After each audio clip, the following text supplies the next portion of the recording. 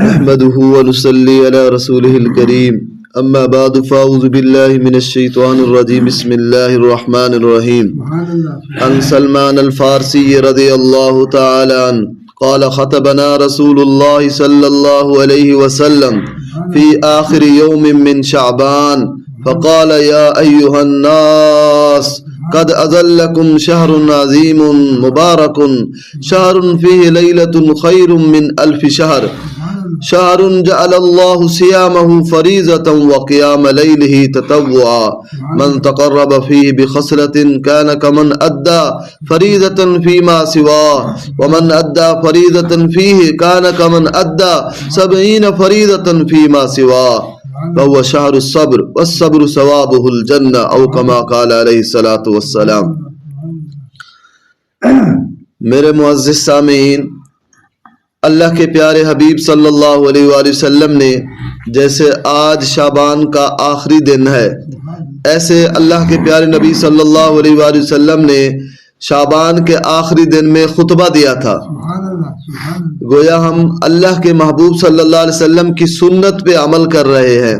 ہمارے آقا نے آخری دن شعبان کے خطبہ دیا، وہی خطبہ ہم پیارے نبی صلی اللہ علیہ وآلہ وسلم کا سنت سمجھ کے پڑھ رہے ہیں۔ اللہ پاک ہمیں اللہ کے اس پیارے حبیب کی جو فرمان ہے اور ہدایات ہیں، اس پہ ہم سب کو عمل کی توفیق عطا فرمائے۔ حضرت سلمان فارسی رضی اللہ تعالی عنہ کہتے ہیں کہ نبی کریم صلی اللہ علیہ وآلہ وسلم نے شعبان کی آخری تاریخ میں ہم لوگوں کو واعظ فرمایا کہ تمہارے اوپر ایک مہینہ آ رہا ہے جو بہت بڑا مہینہ ہے، بہت مبارک مہینہ ہے، شہر عظیم، بہت بڑا مہینہ، مبارک، برکت والا مہینہ، شہر فی لیلۃ خیر من 1000 شہر۔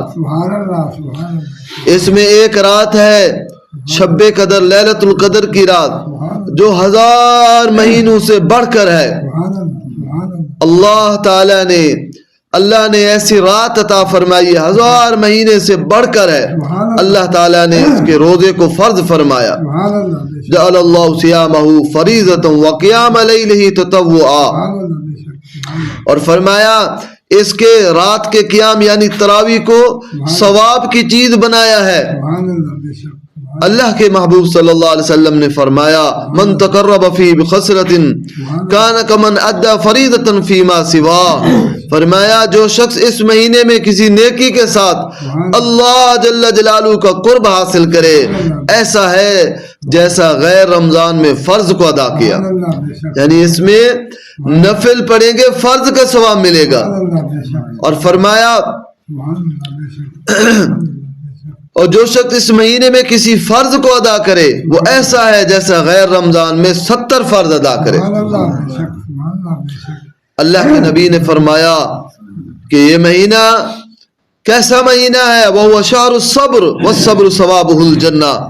حضور فرماتے ہیں یہ مہینہ صبر کا ہے اور صبر کا بدلہ جنت ہے، اور فرمایا یہ مہینہ لوگوں کے ساتھ غمخواری کرنے کا مہینہ ہے۔ یہ اس مہینے میں مومن کا رزق بڑھا دیا جاتا ہے۔ جو شخص کسی روزے دار کا روزہ افطار کرائے اس کے لیے گناہوں کے معاف ہونے اور آگ سے خلاصی کا سبب ہوگا، اور روزے دار کے ثواب کی مانند اس کو ثواب ہوگا، مگر اس روزے دار کے ثواب سے کچھ کم نہیں کیا جائے گا۔ صحابہ کرام نے عرض کہ یا رسول اللہ صلی اللہ علیہ وآلہ وسلم، ہم میں سے ہر شخص تو اتنی وسعت نہیں رکھتا کہ روزے دار کو افطار کرائے۔ تو آپ صلی اللہ علیہ وسلم نے فرمایا پیٹ بھر کر کھلانے پر موقوف نہیں ہے، یہ ثواب تو اللہ جل شانہ ایک کھجور سے کوئی افطار کرا دے، یا ایک گھونٹ پانی پلا دے، یا ایک گھونٹ لسی پلا دے، اس پر بھی مرحمت فرما دیتے ہیں۔ فرمایا یہ ایسا مہینہ ہے اس کا اول حصہ اللہ کی رحمت ہے سبحان اللہ، بے شک اور درمیانی حصہ مغفرت ہے اور آخری حصہ آگ سے آزادی ہے۔ بے شک، سبحان اللہ، بے شک جو شخص اس مہینے میں ہلکا کر دے اپنے غلام یا خادم کے بوجھ کو، حق تعالی شانو اس کی مغفرت فرماتے ہیں بے شک، اور آگ سے آزادی فرماتے ہیں۔ بے شک، سبحان اللہ، اور 4 چیزوں کی اس میں کثرت رکھا کرو۔ حضور صلی اللہ علیہ وسلم نے 4 اعمال اس رمضان کے لیے خاص بتائے، 4 وظیفے بتائے حضور نے۔ بے شک